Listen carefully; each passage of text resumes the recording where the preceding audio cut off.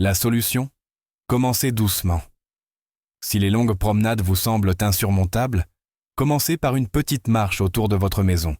Si vous vous réveillez en vous sentant raide, essayez de vous étirer avant de sortir du lit.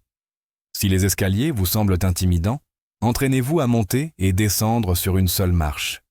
Ces petits mouvements peuvent te sembler insignifiants, mais au fil du temps, ils s'accumulent.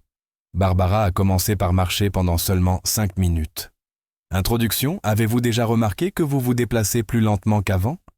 Peut-être que sortir du lit ressemble plus à un combat ou qu'une simple promenade autour du pâté de maison vous laisse plus épuisé que prévu. Si vous avez vécu cela, vous n'êtes pas seul. Le vieillissement apporte des changements, mais voici la bonne nouvelle. Vous n'êtes pas obligé de les accepter comme votre nouvelle normalité.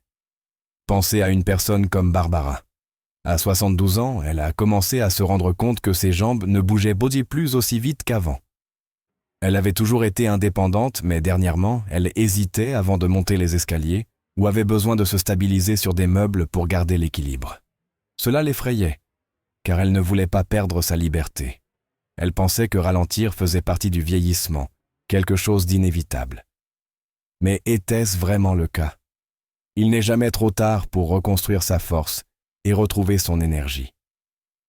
Vous n'êtes pas obligé d'accepter une vie limitée simplement parce que le temps passe. Aujourd'hui, je vais vous montrer pourquoi le mouvement est plus crucial que vous ne le pensez.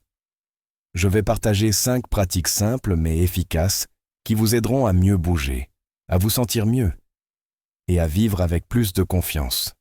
Ce ne sont pas des changements compliqués. En fait, ils sont faciles à mettre en œuvre immédiatement. Et croyez-moi, à la fin de cette vidéo, vous vous sentirez motivé pour passer à l'action. En particulier parce que les 2 derniers conseils que je vais partager changeront complètement la donne. L'objectif n'est pas seulement d'ajouter des années à votre vie, mais d'ajouter de la vie à vos années. Vous méritez de vous réveiller en vous sentant fort et capable chaque jour. Alors, restez avec moi pendant que nous plongeons dans la première étape pour récupérer votre énergie et votre mobilité. 1. Comprendre ce qui se passe réellement dans votre corps. Vieillir ne signifie pas que vous devez arrêter de bouger. Cela signifie simplement que votre corps change et que vous devez adapter la façon dont vous en prenez soin. Beaucoup de gens pensent que se sentir raide, faible ou lent fait partie intégrante du vieillissement. Mais en réalité, une grande partie de ce déclin est due à l'inactivité, pas à l'âge lui-même. Revenons à Barbara. Plus elle évitait de bouger, plus ses muscles s'affaiblissaient.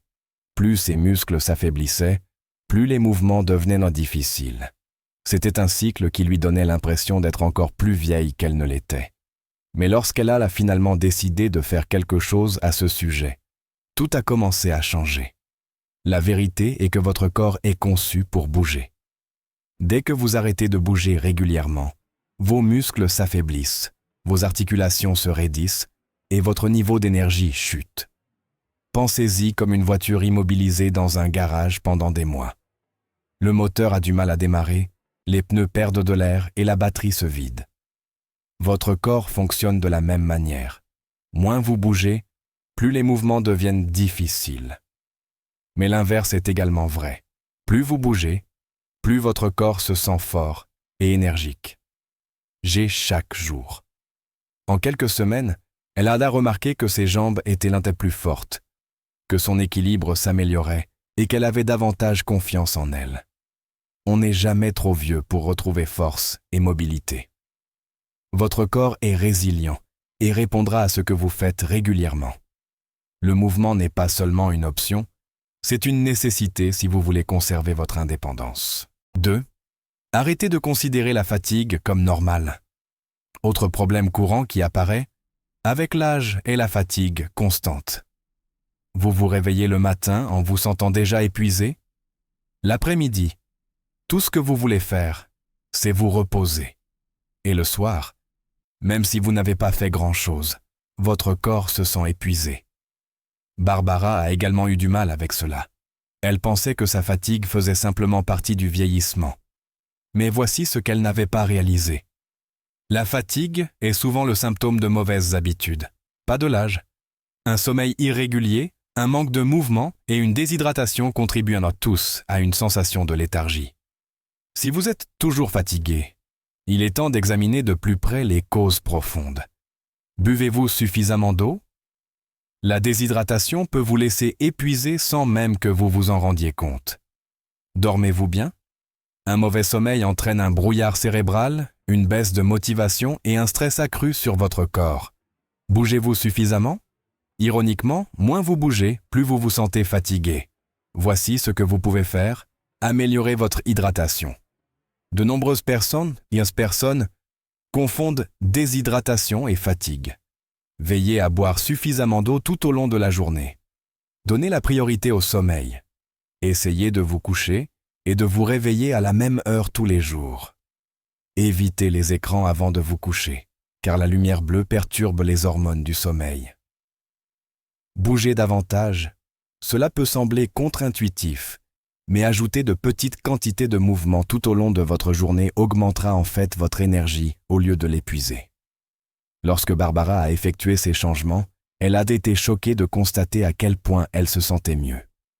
Au lieu de se traîner toute la journée, elle s'est réveillée en se sentant rafraîchie et motivée. Elle a réalisé que le vieillissement ne la ralentissait pas, mais que ses habitudes, si. La fatigue n'est pas une fatalité. Faites ces petits ajustements et, en quelques jours seulement, vous commencerez à remarquer une différence dans vos niveaux d'énergie. Troisième. Votre état d'esprit compte plus que vous ne le pensez. Si une chose sépare ceux qui vieillissent avec force et vitalité de ceux qui luttent, c'est l'état d'esprit. La façon dont vous envisagez le vieillissement influence directement la façon dont vous le vivez. Barbara a passé des années à croire qu'elle était trop vieille pour faire de l'exercice, trop vieille pour apprendre de nouvelles choses et trop vieille pour faire des changements. Mais lorsqu'elle a commencé à remettre en question ses croyances, tout a changé. Elle a cessé de considérer l'âge comme une limitation et a commencé à le voir comme une opportunité de mieux prendre soin d'elle-même. Et une fois qu'elle l'a fait, son corps a suivi le mouvement. Si vous pensez que vous êtes trop vieux pour vous améliorer, vous aurez raison. Mais si vous pensez que vous êtes capable de changer, vous aurez également raison sur ce point. Le choix vous appartient. Vous n'êtes pas trop vieux pour bouger, pour retrouver votre force ou pour vous sentir à nouveau bien. Et vous n'êtes certainement pas trop vieux pour vivre votre vie selon vos propres conditions. Voici donc mon défi pour vous. Commencez dès aujourd'hui. Faites un petit changement. Buvez plus d'eau. Étirez-vous le matin ou levez-vous simplement plus souvent. Chaque petite action que vous entreprenez aujourd'hui est un investissement dans votre futur. Et croyez-moi, votre futur vous remerciera. Ce n'est que le début. Dans la section suivante, je vais partager l'un des facteurs les plus négligés mais les plus puissants pour rester fort et indépendant en vieillissant. C'est quelque chose auquel vous ne pensez peut-être même pas, mais qui joue un rôle majeur dans votre santé. Restez avec moi, vous ne voudrez pas manquer ça.